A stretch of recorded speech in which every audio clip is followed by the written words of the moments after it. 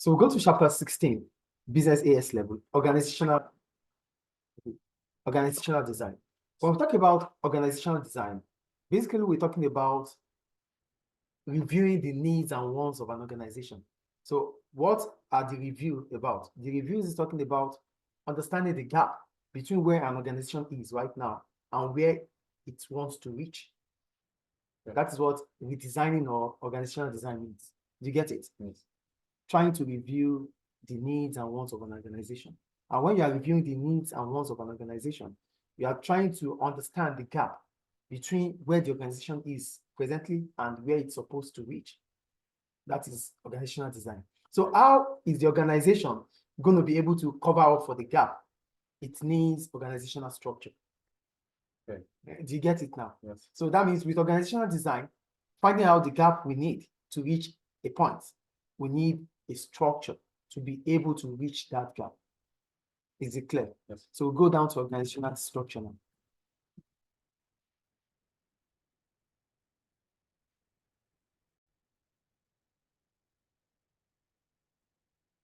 So organizational structures.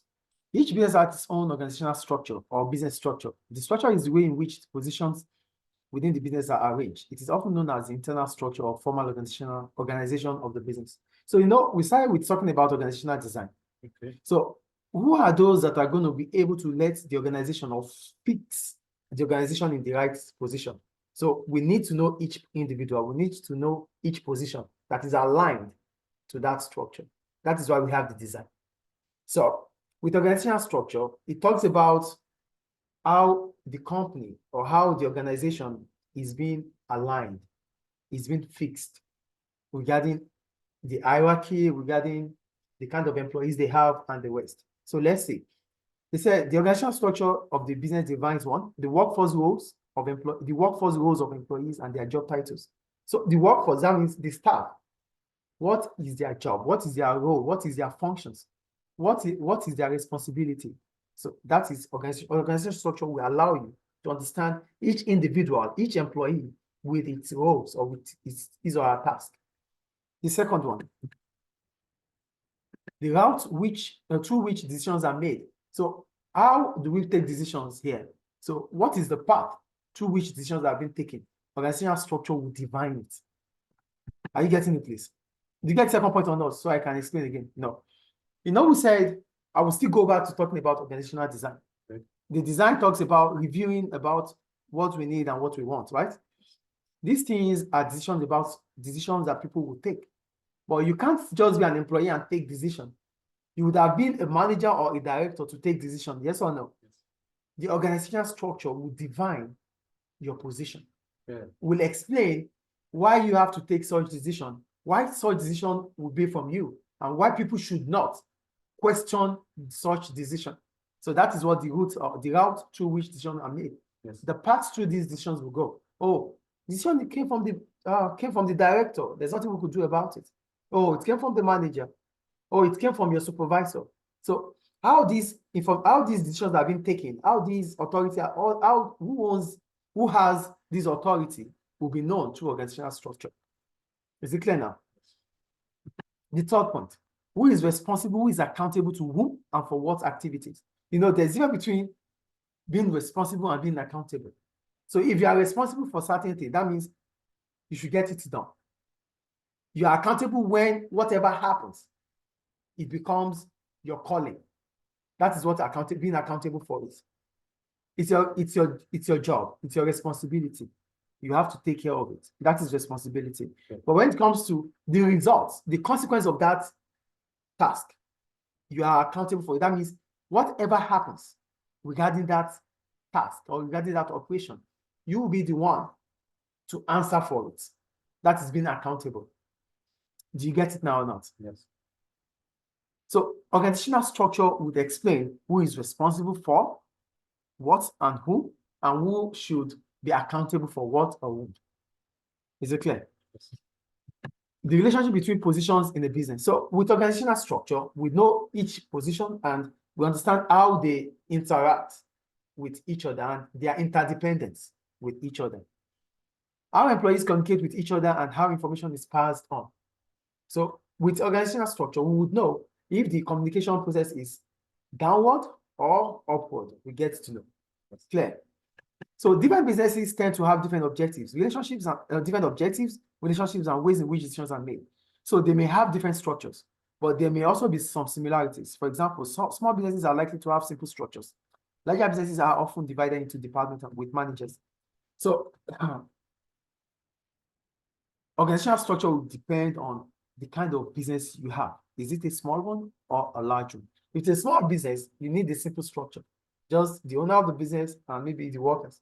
But if it's a large business, it needs a structure, a huge structure, which can be either tall or flat.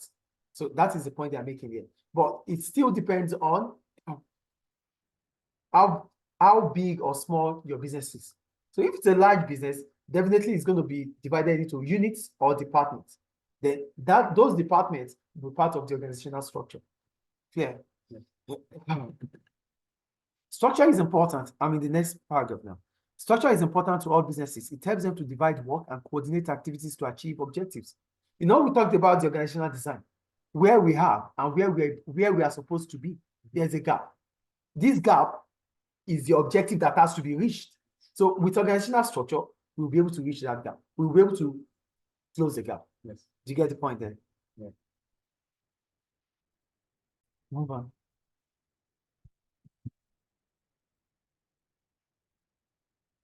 So yeah, so structure is important to all business. I explained that, why? Because it helps business to divide and coordinate their activity. So with coordination, because we have a structure, with structure, each position would understand what it needs to do. Each individual, each employee will know what they are supposed to do. They know who to report to. So with a structure, there's no hidden place for anyone. You have to get your job done and you have to be accountable for it. So that is what they are saying here. That with structure, everything is organized and each individual will be able to do his or her own job. That is what structure will bring about. So the jobs are divided based on the departments or based on individuals, and it is coordinated. So whatever you do, someone is there to check up on what you are doing, to check and balance it. You have to report to someone. That's the individual you report to will have to report to someone else. So there's always check and balancing.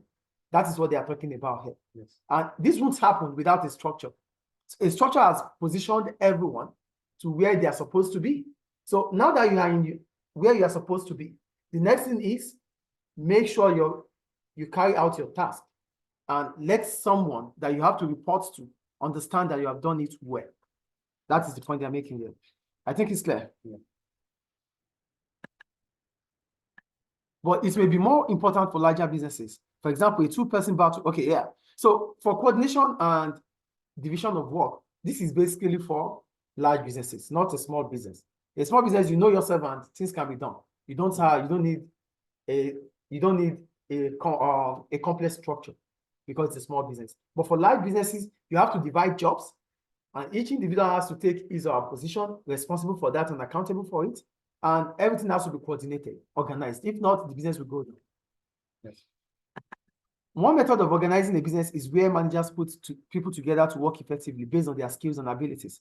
The structure is built up or it develops as a result of the employees of the business. So whatever we call a structure, the structure is the employees. There's no structure. So most of the time, even in politics, in economics, when we talk about structure, we refer to the people.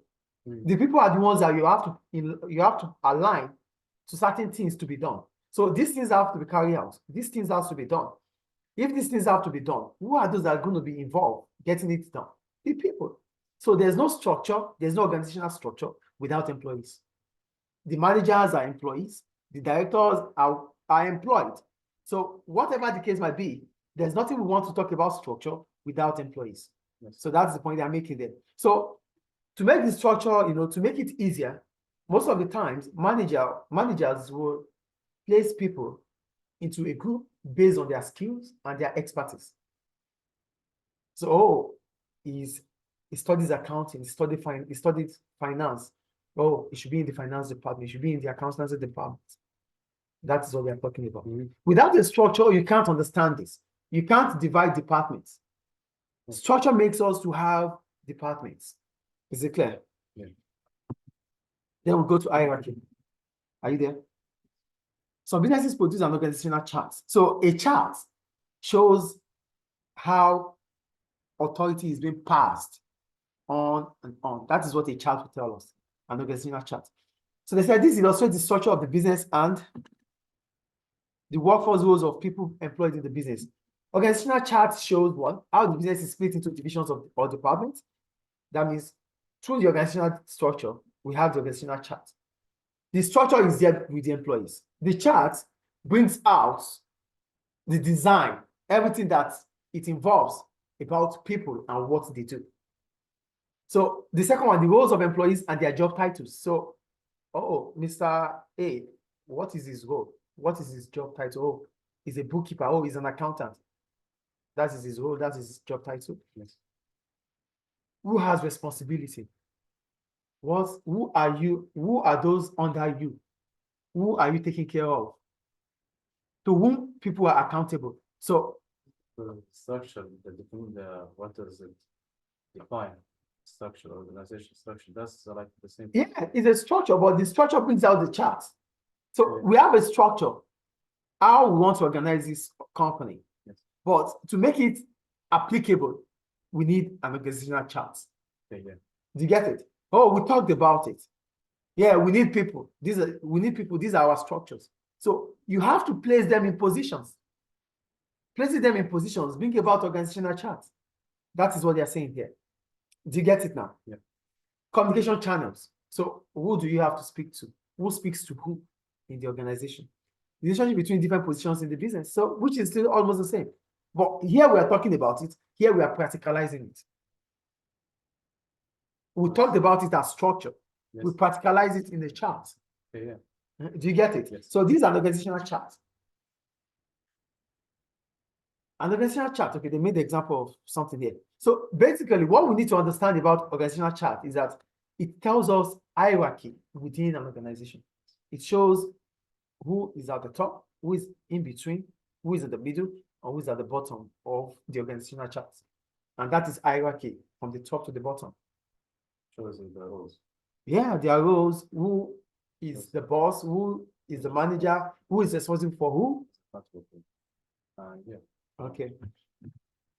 So we'll go on. Employee roles in the organizational hierarchy. The position in an organization will have particular workloads and jobs allocated to them. So in the organizational hierarchy, we have directors. Who are the directors? They are appointed by the owners of the business. So they are the one in charge. They are the ones that give the owners feedback regarding what happens within the organization. So they are the face of the owners of the business. They are the representative of the owners of the business. Yes. Those are the directors. So let's read. Directors are appointed to run the business on behalf of its owners. In small businesses, owners may also be directors, but in larger businesses owned by shareholders, for example, they may be different. There may be different directors. There may be different directors, right? They may be different, yes. Directors are in overall charge of activities and organization. They meet as the board of directors to make major decisions that will affect the owners. Some directors, known as executive directors, will be involved in running of a business. We call them managing directors. You know, we have the chief executive officer, the CEO, and the managing director. So because you are the chief executive officer and the managing director, you are involved in the day-to-day running of the business. Wait, CEO is the owner, right? CEO. It's not the owner. Chief executive officer. Yeah. The chairman is the owner. The chairman is basically the owner. But you know, when we talk about businesses like this, the owners are shareholders. Sure. So we have the majority shareholder. Yes. Basically, we have the chairman who has the business, but with other board of directors who are part of the shareholders. So the more share he has, that means that he has. He's the owner, he's the chairman. So the board of directors are the ones that will appoint the managing director. So it could be among the board of directors. So, you know, the board of directors comprises the shareholders, the majority shareholders, right?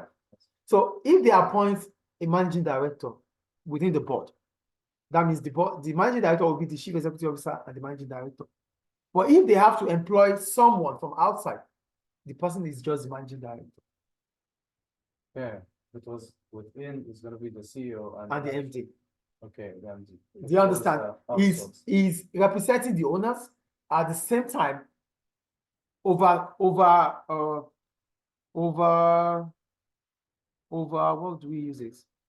Over is monitoring the activities of the business. So it's taking charge of the business, the overall business is taking charge. So it's taking charge and it's still part of the owners. Mhm. You get CEO and managing director now. Yes. But if you are appointed for that position, you are the managing director. So what you do is you report in the board of directors, you give them feedback about what is happening. So you are involved. That's why they say some directors are in overall charge of the activities of the business. Yes. Do you get it? Yeah. So they meet as the board of directors. Okay. Some directors known as executive directors will be involved in the running of the business. Non-executive directors may play little part in its running. The managing director will have overall responsibility for the organization and have authority over specific directors, such as finance and marketing director. Do you get it now? So that is the managing director. He's taking charge of the business. He's the director of the directors. Yes, he's the managing director. So he's the director for all the directors. Yes. That is what he does. So now I think directors are clear. Then we have the managers. For managers, what they do is to take charge of day-to-day running of the business. So they give feedback to the director. So let's read. Managers are responsible for controlling or organizing within the business. They often make day-to-day decisions about the running of the business. The sales manager, for example. So basically for managers, they are in charge of the day-to-day running of the business. So what is going to happen today? They are in charge. So each day that passes by, they are the ones that are in charge of taking decisions. But the overall decision is taken by the director. I think it's clear. Yeah. Then we have the team leaders. Team leaders are members of a team whose role is to resolve issues between team members and coordinate team efforts so that the team work effectively. A team leader may be part of a permanent cell production. Do you know what a cell production is? A cell production is the same as cell manufacturing or cellular production. Okay, yeah. Do you understand what cell production is now? Yeah. Okay. So a team leader will take, so for a team leader, what he does is take charge. Because we said it's on the same line. So what happens here means that there's a team. Okay. So it's a teamwork. When it comes to self-production will talk about teamwork because this in that floor, all what they do is to produce fun. So whoever is there must be part of those that will produce the fun. Whichever machine they use there will be part of the machines that will produce the fun. So that means we have to work together. So it brings about teamwork. So because there's a teamwork, you need a team leader. Because they are in self-production, they need a team leader who takes charge. So that is what they are talking about here. So when it's a business that practices self-production or cellular manufacturing, then it needs a team leader. That is the point. Now you understand what a team leader is. A team leader will organize the team, make sure that they are doing what they're supposed to do, and everything is fine to the end of the finished goods. Is it clear? Yes. So we go to the supervisors. For the supervisors, they monitor and regulate the work in their assigned or delegated areas. For example, so for supervisors, most of the time we call them supervisors because they have delegated authority. They are not managers. The manager would have authorized them to take charge. So they are supervisors. They oversee what happens with the subordinates. So that's why we call them supervisors. They have delegated authority. Do you understand supervisors here? Yes. So they are the ones that will give feedback to the managers. So if there's going to be appraisal, so appraisal means to recommend the employee if he's doing good or if he's doing right or not. So that's what appraisal is. So appraisal, when an employee needs to be promoted, it comes through the appraiser, and your appraisal will be done through your direct supervisor. So it's whatever the supervisor says or gives in details to the manager that the manager will work on. Do you understand? Yeah. Then we have professionals. Professionals are not managers, but they are skilled. They have high level of qualification. They are experts. So they said these are positions for staff with high level of qualifications and experience. The job roles are likely to involve a degree of decision making and responsibility for ensuring that tasks are carried out effectively to a high standard. Examples might include doctors, architects, stockbrokers, product designers, chefs, and accountants. These people, they are experts. Yes. They are not managers, but they can take decisions because they have experience, they have deep knowledge about, they have the know-how on what is happening within the organization. So when it comes to taking decisions about certain departments, these people can take decisions. The managers will even allow them to, because they have knowledge, they have expertise. That is what we call professionals. You get it? Yeah. They are professionals for a reason. So because they are professionals, it means their judgment might be right. Mm. Is it clear? Yes. Then we have operatives. For operatives, these are the ones that are in charge of operations, the teachers. So these are positions for skilled workers who are involved in the production process or service provision. They carry out the instruction of managers or supervisors. In their own area of activity, they may have to ensure targets are met and tasks are carried out effectively. Examples of operatives in business might include staff in production, for example, assembling a car, manufacturing furniture, warehousing, IT, for example, or teachers. They are all operatives. Yes. I think it's clear. Yeah. Then we have the general staff. For the general staff, they are mostly semi-skilled or unskilled. So they are not in any department. So what they do is, whatever needs to be done, they are not involved in production or selling. So they don't incur costs. So whatever cost they incur, I'm going to accounting now anyway. Mm. Whatever cost they incur, it's going to the production department. Do you understand? Or the service department. But what they do is they ensure that everything is done well. Service machines are serviced. Whatever the company will need for smooth running, they are in charge. They are not selling, they are not buying. Or they are not selling, they are not servicing, or they are not producing. So the service, they are in services because they take charge of maintenance. They are in services, but they are not producing or selling. Yes. Do you understand? So let's read anyway. There are variety of positions in business that are carried out by staff with non-specific skills. The following instruction given by superiors to carry out particular tasks and are essential part of the production process or service provision. Examples might include checkout staff and shelf filters in supermarkets, cleaners and receptionists in offices. They might also include general jobs on the farm or building sites, such as cleaning. Although there may be similar job roles, there will be differences between organizations in the precise nature of these roles. Relationships between various job roles, how they are managed and how decisions are made. So they don't have specific role, like I told you, but one thing is certain, they are not selling and they are not producing. So whatever roles they have will be based on what their superior officer tell them to do. Oh, go to the finance department today, their computers are not working. Though that will be done by the IT department anyway. Or go to the finance department today, they need diesel for their generator. These are what they do. Yes. The general service. I will call them the general staff. I think it's clear. So we'll go to chain of command. So for chain of command, we're talking about how authority is being organized within an organization. So we have hierarchy, right? So if there's hierarchy, that means there's level of authority. There are superior officers. Someone will be more superior than another.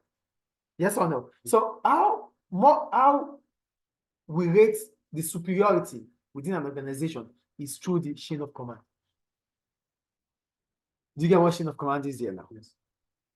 Ways in which you align authorities to each individual.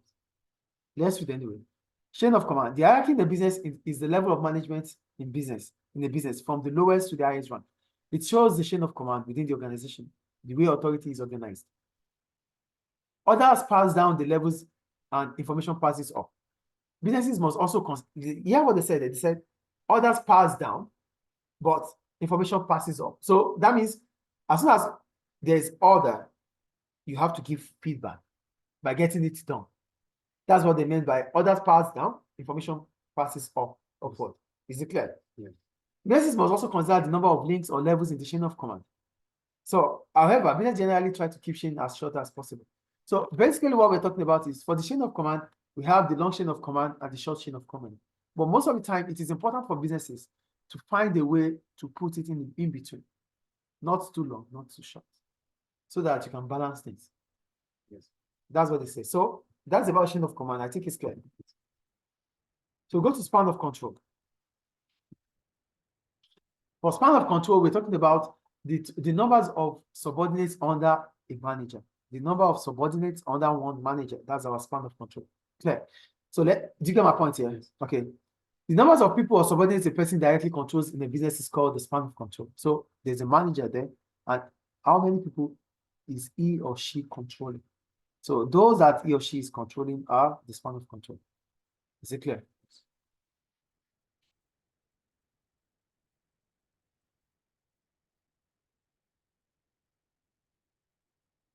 Okay, here is a management argued that span of control should be between 3 and 6 because there should be tight managerial control from the top of the business. There are physical and mental limitations to any single manager's ability to control people. You know why the narrow spans of control are discussed. Okay, so for span of control, I'm going to explain this. For span of control, we have wide span of control and narrow span of control. So what they want us to understand is that managers are not robots. They are not machines. There is limits to what they can see, what they can also do. So that means when you are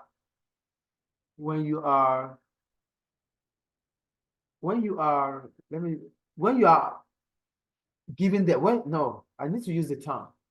When you are apportioning subordinates to them, it has to be those that they will be able to control and check. If you're giving them more, they might not be able to carry out the function or their task. That's why they said there's limits. It shouldn't be more than between 3 to 6 people under one manager, because there should be tight control, managerial control from the top of the business. So if managers have to keep track of what happens, there shouldn't be more than 6 people. 7, 8, 9 will lose track. That's the first point. The physical and the mental limitations too. The strengths you have. How are you able to, to mentally deal with them? Because each individual will have different attitude. There's dynamism. So your attitude will be different from my attitude. You need to be able to manage all these attitudes. How are you going to be able to do it if there are so much people? That is the point they are making. So as a result, the span of control should be a bit narrow, not too wide. If it is too wide, it becomes difficult for managers to take charge, except if they are going to delegate authority. Is it clear? So go to authority and responsibility. Are you there? Authority and responsibility. Employees in the hierarchy will have responsibility and authority. However, as we mentioned earlier, these terms do not mean the same thing. Responsibility involves being accountable or being required to justify an action. So, for an example, managers who are responsible for a department may be asked to justify poor performance to the board of directors. So, you are accountable for it because it's your responsibility to make sure that they do it well. Do you understand? In as much as you are responsible for that, then you should be accountable for it. That is responsibility. But for authority is the ability you have to carry out a task. Oh, why are you telling me to do this? I'm telling you to do this because manager told me to tell you to do it. I have the authority. Okay. Do you understand what authority is here? So that means you have the ability to carry out a task. That is authority. It's not the same as responsibility. Responsibility means you are overseeing something. And whatever happens, you are accountable for it. No, for authority, you are not accountable. The manager is accountable. You are just carrying out the task.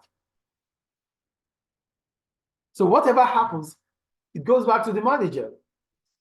It's the role of the manager, but it's delegating authority to you to act on his behalf. Yeah. Yes. If you do well, good for you. You might take the position of the manager. But if you do poorly, if it's the reverse the case, the manager. That's one of the reasons why managers might not want to delegate. Yes. Do you get the point? Okay, here they said. In contrast, authority is the ability to carry out the task. For example, it would make no sense asking an office worker to pay company debts if she did not have the authority to sign checks. Employees at lower levels of hierarchy have less responsibility and authority than those further up. However, it may be possible for a superior to delegate authority to a subordinate. I think the point is clear there.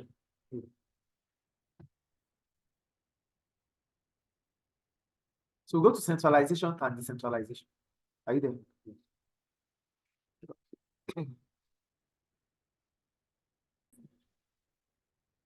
Go to centralization and decentralization.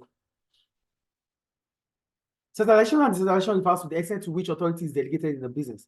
If there was complete centralization, subordinates would have no authority at all. Complete decentralization would mean subordinates would have all of the authority to take decisions. Some delegation may always be necessary in all firms because of the limits to the amount of work senior managers can carry out. So what makes centralization, what's the difference between centralization and decentralization? The difference is that centralization, both of them is about authority. But if subordinates do not have any opportunity for authority or for delegation, that is centralization. That means it's from the top. No subordinates needed. There's no authority delegated. That is centralization.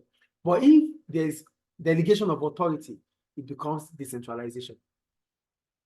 Delegation of authority starts from managers, right? Yeah, managers will delegate. Yeah, yeah. So without delegation, it is centralization. With delegation, it becomes decentralization. Yeah. Okay, yeah. All right. So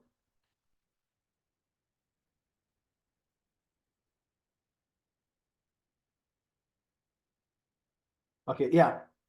Tasks that might be delegated include staff selection, quality control, customer relations, purchasing, and stock control. Even if authority is delegated to a subordinate, it is usual for the manager to continue to have responsibility. So that's why I told you earlier. You might delegate authority, but the responsibility goes to the manager. I think the point is clear there. Yeah. So in pyramid structure, subordinates often have little authority, with most decisions being taken at the top of the organization. Some would argue that this form of organization may not suit the various markets that a growing and competitive business could face. Individuals close to consumers might be better placed to make decisions. Hence, regional division or, in some cases, for multinational companies, national operations may become a business unit with its own cost and profit center. However, it would still remain accountable to the head office. The advantages of decentralization and decentralization are shown. So before I go to the advantages, there's no way you want to continue with centralization and have been on top of your game. It's difficult because some workers are closer to the customers and some decisions are to be made based on customers' response or based on customers' behavior. So do we have to wait for the manager that is not in the field with us before we take this decision regarding this customer? It will take time, waste of time, and the customer might just get angry and move on. So it is better we check well and try to understand that decentralization is important, especially in the growing markets that we have right now, that decisions have to be taken right now. Oh, I'm sorry, we cannot do anything now until the manager comes back. The customer will not wait. Nobody's going to wait for you. So they consider it as poor service and they move on. And they're going to say this. They're going to say this to a lot of customers. So your reputation is online. It is in the line. If you are unable to take decisions that will suit customer satisfaction at any point in time. But for you to take that decision, there is need for decentralization. So that's the point I'm making. I think it's clear. So what are the advantages of centralization and decentralization? We'll start with centralization. One, senior management has more control of the business. So, for example, budget. If there's centralization, so it means the top managers are in charge. So they take control of every aspect. And if they take control of every aspect, they are capable because they didn't just get to that position. They got to that position based on experience and experts. Yes. So they merit that position. So they could take decisions. So that's an advantage. Two, procedures such as ordering and purchasing can be standardized throughout the organization, leading to economies of scale and lower cost. When we talk about standardization, do you know what standardization is? No. Okay. Standardization means maintaining certain method all through the production system or production line. So you maintain a specific method. Oh, we are going through this path.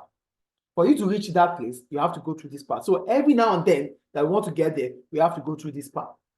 That is standard. Excuse me, that is standardization. So what does standardization bring? It brings about quality, efficiency, because things will be done the way it should be done. So if I'm going through that path that I'm not supposed to go through, you would know, because the normal standard is to go through this path. Yes. Do you understand? Yeah. So with centralization, it brings about standardization. So the manager will say this, and whatever it says, the next time it comes around, it's still going to say the same thing. The next time it comes or she comes around, she's still going to say the same thing. So there's standard. That is the point they're making here. Yes. Unlike decentralization. For decentralization, each individual, they are not managers, they have delegated authority. So how you feel will be different.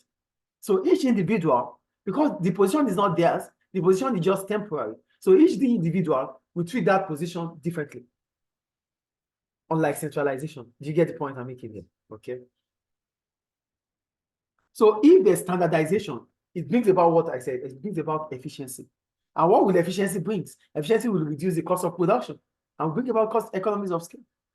Do you get it? Yeah. Standardization means we maintain quality all through. We go through the same path. We use the same procedure. Nobody's changing any procedure. So if these are done, it means going through the same path will enable us to be specialized. So because we have speciality now, things will be done the right way, and we will be able to reduce cost because we'll be efficient. Oh, it is the normal way. This is how we do it. So anybody that comes will go into how it's being done. So you're not going to come to change the way. You're coming in to fit into that system. That is standardization. So it brings about efficiency. And if there's efficiency, there's cost reduction in the cost of production. I think it's clear. Senior managers can make decisions from the point of view of the business as a whole. Subordinates would tend to make decisions from the point of view of their departments or section. This allows senior managers to maintain a balance between departments or sections. So another advantage of centralization is that for managers, for senior managers or directors, they take decisions on the point of view of the business. Yes. But for subordinates that are given authority to act, they are from one department. They might be biased. They might be subjective. Yes. But for senior managers, they are always objective because they have a business objective that has to be reached. So it's not about department A or department B. They are head of all departments. So what is good for the business is what they put into consideration, not what is good for my department. So I will talk about what is good for my department because I'm a subordinate. I want my department to do better. Do you get it? So that's another advantage about centralization. It's managers will be able to take decisions based on the point of view of the business, not on the units.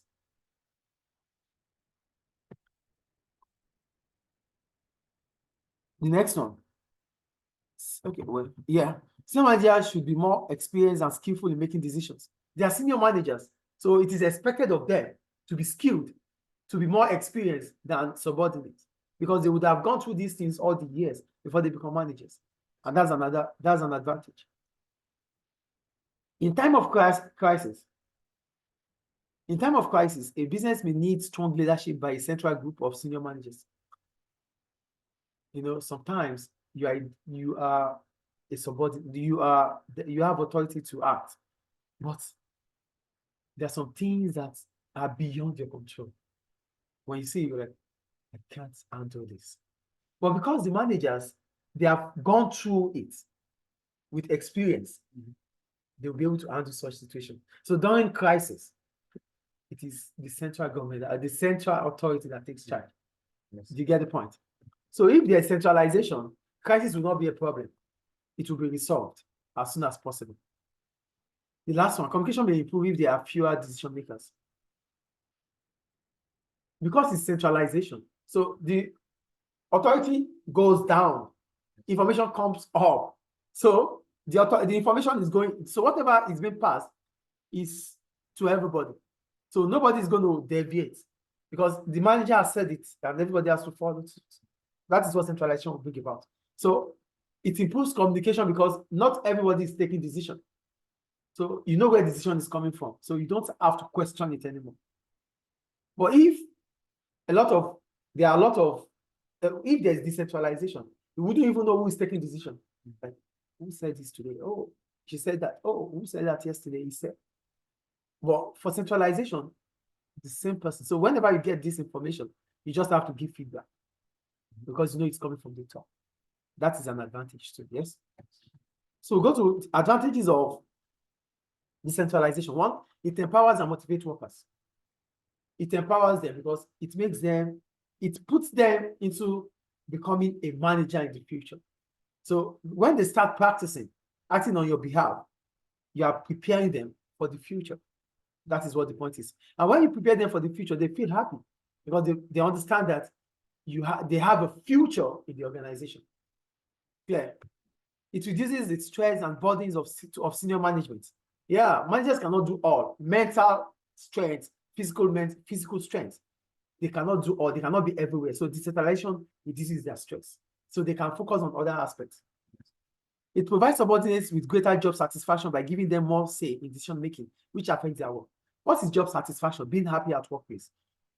There are 3 job satisfaction: job enrichment, job enlargement, and job rotation. So here with delegation of authority, it enlarged their job. So this makes them happy and more motivated. Is it clear? Subordinates may have a better knowledge of local conditions affecting their area of work. Yeah, they are in the field. Like I told you earlier, they are in the field. They know what is happening. The manager is in the office. So I know more about the students, what they do in the class, than my boss. So if my boss has to take decision about my students, he doesn't even know what he's going to do because I know them more than he does. Yes. That is the point there. Delegation should allow greater flexibility, right? Are we there? Yes. Delegation should allow greater flexibility and a quicker response to changes. The problems do not have to be referred to senior managers. Decision making will be quicker. So with delegation of authority, so little decisions that do not need to be referred to the managers can be taken. So you don't have to wait for the manager because you can take the decision. Yes. So decisions are quicker and faster. By allowing delegated authority, management at middle and junior levels are prepared to take over high positions because they already started becoming a manager. So whenever there's position or there's promotion or there's a vacancy at the top, they can take charge. Clear? Yes. So that means the business does not have to do external recruitment. Internal recruitment will be done, will be good enough. Yeah. And it will be cost effective because they won't be spending on all expenditures on the recruitment process will not be there. Yeah. And no advertisement. Okay. That's all right. Okay, we'll go down. So we'll go to types of organizational structure. So we have the tall structure, the flat, the matrix. So I'm going to explain from the top. When I talk about a tall structure is tall and it has a long chain of command. A tall structure has a long chain of command. So that's a tall structure. A flat structure has a wide span of control. It's wider. Okay. Tall, long chain of command. Flat structure, wide span of control. Okay. Do you get the point? Okay. Let's read anyway. There's a long chain of command, but a narrow span of control. In this chart, there are 5 levels. So look, I think they have them here. So I can use it to explain. Okay, yeah. Look at the tall structure. It has a narrow span of control. But for a flat structure, it has a wide span of control. So in a tall structure, the number of subordinates are less. In a wide structure, the number of subordinates under a manager are much. A flat structure has wider span of control. That means the number of subordinates under a manager is much. But a tall structure, it has a narrow span of control, which means the number of subordinates under a manager is less. Is it clear? But the problem about the tall structure is that decision making might be too slow because there are a lot of managers. Yes. So for flat structure, decision making is faster because there are less managers. Do you get the point here? So most of the time, when there's a problem with long chain of command, you delay layering, reduce the hierarchy. When you reduce the hierarchy, then you have fewer managers. Do you understand what I'm saying here? Do you understand what tall structure is now and flat structure? Then we have matrix. For matrix, it's about the project. So there's a project to complete. So the project, we use the project manager. The project manager will appoint different experts to work with him or her. That is what matrix is about. So they need to complete a project. So to complete that project, they need different experts to complete that project. So the project manager will be the one to appoint those that will work with him to complete the project. That is matrix. So it's collection of experts into a group to carry on a business. Do you understand matrix? Are you sure or not? Yeah. It's clear, right? Okay. So any question about flat structure? That's structure. Can read this much better. Okay. Let's read and then. Okay, sure. I will. Okay, for thought structure, I should go back there, right? Okay. With thought structure, the span of control can be small. This, excuse me. This means that managers have more control over their subordinates. Why do managers have control over their subordinates? They have because there are few subordinates in a thought structure. That is the point they're making here. Okay. As a result, employees can be more closely supervised. There are just 6 or 4, so you can closely supervise them. Okay. There is a clear management structure because there are fewer layers of management. Decision making, no. Yeah. Okay, and a clear route for promotion. This might help to motivate staff. However, management costs will be higher since there are more managers. Communication through the whole structure can be poor because there is a long chain of command. Messages may get distorted as they get passed down through the different layers in the hierarchy. It may also slow down decision-making process, as approval may be needed at each level of management. Finally, close quarters control may be disliked by some staff and they could become demotivated.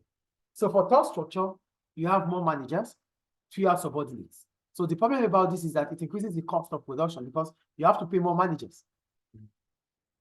And another problem about it is that communication sometimes is slow. Why? Because it might be distorted. Each level has to authorize, has to agree before it moves to the next level. So this might take time. Clear? So to solve the problem with delay, that is what I told you earlier. Then for flat structure, communication is better because the chain of command is generally shorter, that it's wide and flat. Communication can be quicker. So management costs are lower because you have few managers. Okay. You get it? Because there are few layers of management. Decision making may be quicker because approval from several managerial layers is not required. Also, employees may be better motivated because they are less closely controlled. Okay. There are a lot of employees, so you can't watch over all of them. Do you understand? So they could do things themselves too. You would allow them to work on their own self. So it's more forward to be. So yeah, so here it's becoming centralized. Look at it.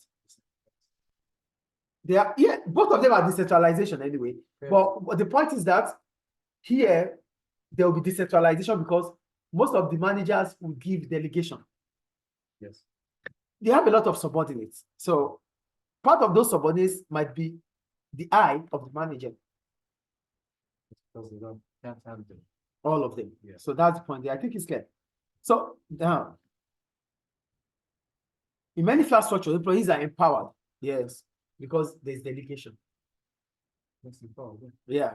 So they have more responsibility and organizing their work may be allowed to solve their own problems. This can help them to make their work more interesting. However, managers may lose control of the workforce because of the span of control is too wide.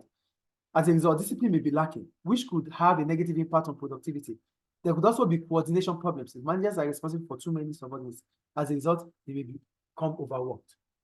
If managers are unable to delegate authority, they get tired, they're stressed out, because they have a lot of subordinates to check over their mental health. Clear? Matching structures. Managers often argue that this is the best way of organizing people. This is because based on I told you earlier, it's based on expertise and skills. So you arrange people based on what they know how to do. They become the project manager. There is no manager, or are you the manager? You are the project manager. Okay, there's a project that has to be done. We want to build a house.